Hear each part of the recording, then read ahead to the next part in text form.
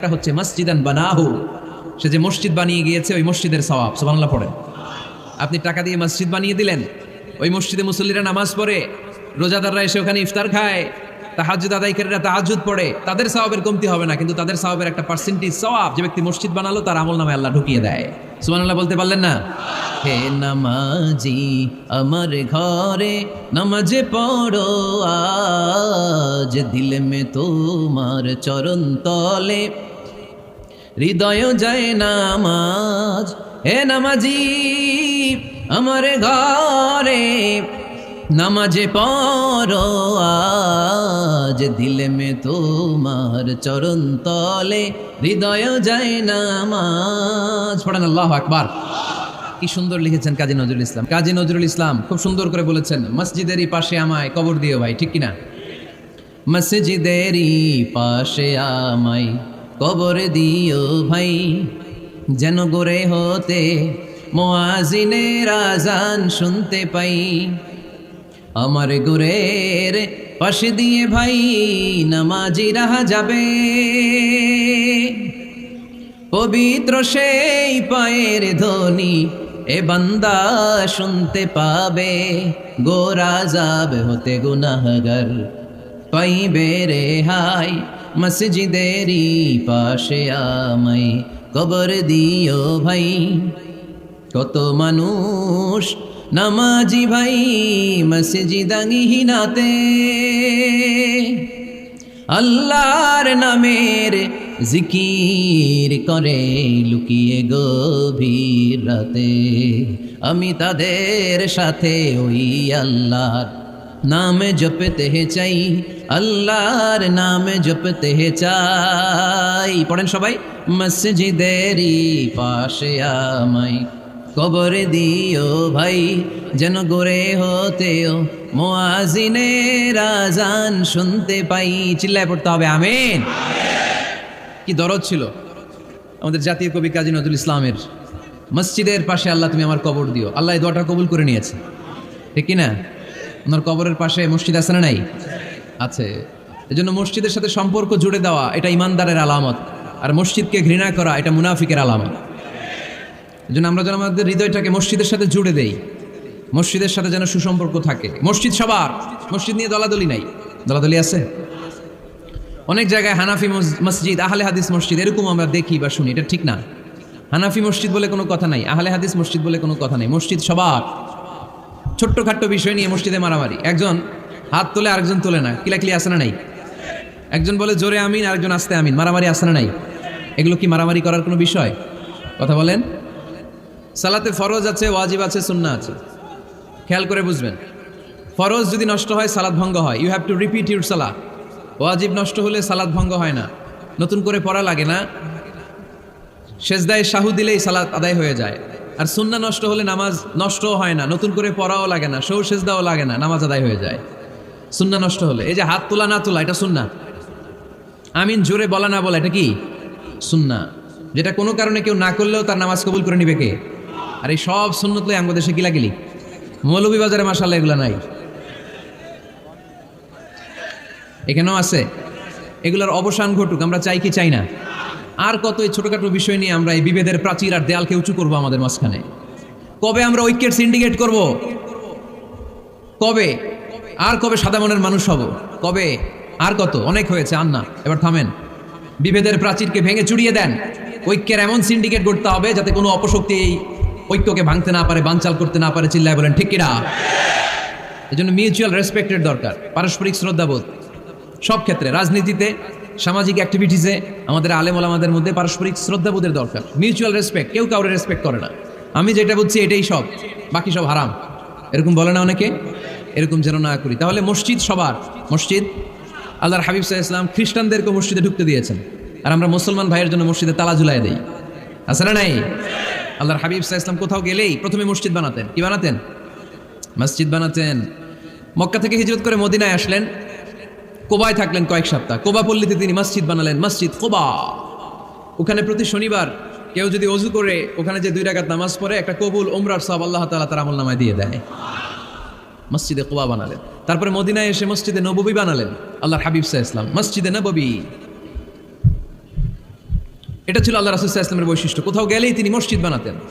মসজিদে নববী, হায় রে, এখন তো কত সুন্দর মসজিদ আমরা দেখি, আমরা যে সালাত পড়ি। আল্লাহর হাবিব সাল্লাল্লাহু আলাইহি সাল্লামের সময় মসজিদে নববী কি এরকম ছিল? কথা বলেন। ফ্লোর ছিল বালুর ফ্লোর। কিসের ফ্লোর? আমাদের মসজিদের ফ্লোর কিসের? টাইলস। আর আল্লাহ রাসূল সাল্লাল্লাহু আলাইহি ওয়াসাল্লামের মসজিদে নববীর ফ্লোর কিসের? কথা বলে না। তো আওয়াজ করে উত্তর দেন না কেন? কষ্ট হচ্ছে? দুপুরে খাইছেন না সবাই? কেন খান নাই কেন? রোজা রাখছিলেন? হ্যাঁ, ফজর বাদে আইছি। আচ্ছা ঠিক আছে, ঠিক আছে। আচ্ছা আচ্ছা, সাউন্ড নাই, কথা শোনা যায় না? তো এটা শুনলা কেমনে? জিজ্ঞেস করলাম কথা শোনা যায় না, কয় না। তো এটা শুনলা কি করে? মানে অল্প শোনা যায়, তাই তো? একটু পরে আমার বিদায় ঘন্টা বাজবে, আমি চলে যাব। তোমরা ডিস্টার্ব করতে করতে আমার সময় শেষ। তোমরা ডিস্টার্ব করলে তোমাদের লস। আমি আমার টাইমের 1 মিনিটে বেশি যেতে পারবো না, কারণ এখানে আসরের সালাতের আজান শুরু হয়ে যাবে, এরপরে কোনো কথা নাই। আর বক্তব্য লম্বা করা এটা বেদাত। এই বেদাতকে আমি সুন্নাতের মধ্যে আনতে চাচ্ছি। একটা সময়ে একেবারে কমায় নিয়ে আসবো। এত প্রোগ্রামও আমি করতে চাই না। আমি ঘোষণা দিয়েছি আগামী বছরে সারা বাংলাদেশে আমার প্রোগ্রাম হবে 50টা। কয়টা? 50টা। এরপরের বছর 30টা, এরপরের বছর 20টা। বিভাগীয় প্রোগ্রাম করলেই চলবে আমার। এক এক বিভাগে যে 2 দিন 3 দিন খালাস। এত দরকার নেই, এত লম্বা চূড়ার বক্তব্যের দরকার নেই। আধা ঘন্টা চুপ করে শুনেন, কয়েকটা মেসেজ ড্রপ করি, take it with you to your home, then practice and apply in the society. নিয়ে যান, আমল করেন, সমাজে কাজে লাগান। সমাজটা আলোকিত করে দিবে কে? খুতাবুকুম তাবিলা সালাওয়াতুকুম কাসীরা। আল্লাহর হাবিব সাল্লাল্লাহু আলাইহি ওয়াসাল্লাম বললেন, কিয়ামতের একটা আলামত, কিয়ামতের আগে তোমাদের বক্তব্য হয়ে যাবে লম্বা, সালাত হয়ে যাবে খাটো। সালাতের পরে তাসবিহ পড়তে চায় না লোকজন, ব্যস্ত, মহা ব্যস্ত, সুপার বিজি। কোত্থেকে আসলে এই ব্যস্ততা? আপনি রবের সাথে মুনাজাত, না যাই উনাজি মুনাজাত, আপনার রবের সাথে একাকী নীরবে কথা বলতে মনে চায় না আপনার? এত তাড়াহুড়ো কিসে? ধীর স্থির হন, একটু স্থির হন, একটু মনোদৈহিক প্রশান্তি অর্জনের চেষ্টা করেন। সব সময় ব্যস্ত, ধাক্কাধাক্কি, উচ্ছৃঙ্খলা, এগুলো আমাদেরকে শেষ করে দিয়েছে। এজন্য লম্বা চোরা বক্তব্য ঠিক না। বক্তব্য শুনতে আমাদের ভালো লাগে, আমল করতে ভালো লাগে না। বক্তব্যটা শেষেই সিগারেট ধরায়, আছে না নাই? মাহফিল শেষেই বিড়ি ধরায়, কয় চমৎকার ওয়াজ করছে হুজুরে। ওয়াজটা সেরকম হয়েছে, অনেক কণ্ঠ সুন্দর হুজুরের। এতদিন ইউটিউবে দেখছি, আজকে সরাসরি দেখাইছি, আছে না নাই? তো কি লাভ হয়েছে? লাভটা হয়েছে কি? এই যে মাহফিল শেষে বিড়িটা ধরাইলেন আর গেলেন, কোনো লাভ হয়নি। এগুলো থেকে বেরিয়ে আসতে হবে। বছরের পর বছর আমাদেরকে শেখানো হয়েছে একভাবে। কেউ এই পরিবর্তনের আওয়াজ তোলে নাই। আওয়াজ আপনাকে তুলতে হবে। আওয়াজ তোলার জন্য এত মানুষ লাগে না, আপনি একাই যথেষ্ট। আপনি দাঁড়ান না সামনে, দেখবেন আপনার সামনে কেউ টিকে থাকতে পারবে না, ঠিক কি না? কিন্তু আপনার শক্ত সিদ্ধান্ত লাগবে, পরিবর্তনের জন্য শক্ত মানসিকতা লাগবে, যে আমি পরিবর্তন করতে চাই। We have to change. যুগ জামানা পাল্টে দিতে চাই না অনেকজন। এক মানুষই আনতে পারে জাতির জাগরণ। এক মানুষই বিপদকালে বাঁচায় কাফেলায়, ক্ষুদ্র ডিঙ্গি বাঁচায় জাহাজ অসীম দরিয়ায়। এজন্য আপনার শক্ত সিদ্ধান্ত পারে আপনার মৌলভীবাজারটাকে দেশের শ্রেষ্ঠ জেলা, শ্রেষ্ঠ থানা হিসেবে আল্লাহর কাছে কবুল করতে, ঠিক না? এজন্য লম্বা চূড়া আলোচনা ঠিক না। ছোটখাটো অল্প কয়েকটা মেসেজ নিয়ে যেতে পারলেই that's enough. One of the minor sign before the day of judgment, your Islamic lectures will be very longer and your salah 5 times a day will be shorter. কিয়ামতের আগে বক্তব্য লম্বা, নামাজ খাটো, তাসবিহ পড়ে না, ব্যস্ত, মহাব্যস্ত। এই মহাব্যস্ততা ছাড়েন, কোরআন সুন্নাহর দিকে ফিরে আসেন। বরকত দিবে কে? বিশ্বনবীর মসজিদে নববীর ফ্লোর বালুর ফ্লোর ছিল, আমাদের ফ্লোর টাইলস। আল্লাহর হাবিব সাল্লাল্লাহু আলাইহি ওয়াসাল্লামের মসজিদে বালি নিচে, এই বালিতে নামাজ পড়তেন। বৃষ্টি হলে কাদামাটি হয়ে যেত, কাদামাটিতেই সেজদা করতেন। সেজদা করলে কাদার মাটি আল্লাহর হাবিব সাল্লাল্লাহু আলাইহি ওয়াসাল্লামের নাকে আর কপালে লেগে যেত। তিনি সালাম ফিরিয়ে সাহাবাদের দিকে মুখ ফিরিয়ে বসলে দেখতেন প্রতিটা সাহাবীর নাকে আর কপালে কাদার মাটি মিশে আছে। তার মানে প্রিয় নবী সাল্লাল্লাহু আলাইহি ওয়াসাল্লামের মসজিদে নববী ছিল কাঁচা, কিন্তু মুসল্লি ছিল পাকা। আমাদের মসজিদগুলো হয়েছে পাকা, কিন্তু মুসল্লি কাঁচা, ঠিক কিনা? ফজরের সালাতে মানুষ নাই। ইমাম সাহেব আছেন কে কে এলাকায়? দেখি ইমাম, মসজিদের ইমাম, মাশাআল্লাহ। আপনাদের এখানে ওই মসজিদে ফজরের নামাজে কয় কাতার হয়? 5 জন 6 জন? কেনে এত কম? কেনে? হ্যাঁ, আসে না, আসতে চায় না লোকজন। তো এই যে 5-6 জন ফজরের সালাতে, কল্পনা করতে পারেন? ফজরের সালাতে এত কম লোক, ফজরের জামাতে লোক যায় না, এটা একটা মহামারী। যেদিন ফজরের জামাতের দৃশ্য আর জুমার নামাজের দৃশ্য একরকম হয়ে যাবে, ওই দিনই বাংলাদেশে ইসলাম কায়েম হয়ে যাবে। এখন স্লোগান তুলে বিপ্লব বিপ্লব, ইসলামী বিপ্লব। আর ফজরের সময় আমি কম্বলের ভিতরে, আছে না নাই? কোনো বিপ্লব হবে না।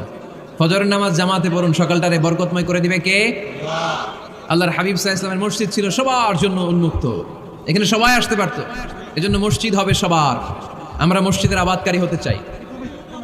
এজন্য রাব্বুল আলামিন বলেন, ইন্নামা ইয়া'মুরু মাসাজিদাল্লাহি মান আমানা বিল্লাহি ওয়াল ইয়াউমিল আখির ওয়া আকামাস সালাতা ওয়া আতাজ যাকাতা ওয়া লাম ইয়াখশা ইল্লাল্লাহ ফাআসা উলাইকা আন ইয়াকুনু মিনাল মুহতাদিন। সুবহানাল্লাহ পড়েন। রাব্বুল আলামিন বললেন মসজিদের আবাদকারী হবে তারা যারা আল্লাহর প্রতি ঈমান আনে, আখিরাতের প্রতি ঈমান আনে, যারা সালাত কায়েম করে, যারা যাকাত আদায় করে, যারা দুনিয়ার কাউকে ভয় পায় না, ভয় পায় একজনকে। চিল্লায় বলেন তিনি কে? যাদের হৃদয়ে আছে আল্লাহর ভয়, তারা কবু পথ ভুলে যায় না। আল্লাহর প্রেম ছাড়া এই দুনিয়া কারো কাছে কোনো কিছু চায় না, ঠিক কিনা? তাহলে যারা মসজিদের আবাদকারী এরা ভয় পায় একজনকে, চিল্লায় বলেন তিনি কে? মসজিদের আবাদকারীদের প্রথম গুণ, তারা আল্লাহ বিশ্বাস করে, তারা আখিরাতে বিশ্বাস করে, তারা সালাত কায়েম করে, তারা যাকাত আদায় করে, তারা আল্লাহ ছাড়া পৃথিবীর কাউরে ভয় পায় না। আল্লাহ বলেন ফাআসা উলাইকা আন ইয়াকুনু মিনাল মুহতাদিন, আশা করা যায় তারাই হলো হেদায়েতের রাস্তার উপরে আছে, ঠিক কি না? তারাই মসজিদের আবাদকারী, যারা মসজিদে যায়, সালাত আদায় করে। এখন মসজিদের আবাদকারী আপনি হতে চান, আপনি মসজিদে যান না, আপনি আবাদকারী হতে পারবেন? মসজিদের অনেক সভাপতি আছে মসজিদে যায় না, আছে না নাই? মৌলভীবাজারে এই সমস্যা বোধহয় নাই। মসজিদের সেক্রেটারি মসজিদে যায় না, আছে না নাই? তাহলে হইলো, এটা হইলো, এটা মেনে নেওয়া যায়? এই জন্য সভাপতি সাহেবরা, আপনি কষ্ট করে মসজিদ বানিয়েছেন, মসজিদে যাবেন। সভাপতি সাহেব আপনি মসজিদে যাবেন, সেক্রেটারি সাহেব আপনি মসজিদে যাবেন, তাহলে আপনি সঠিক মসজিদের আবাদকারী হবেন, ঠিক কিনা?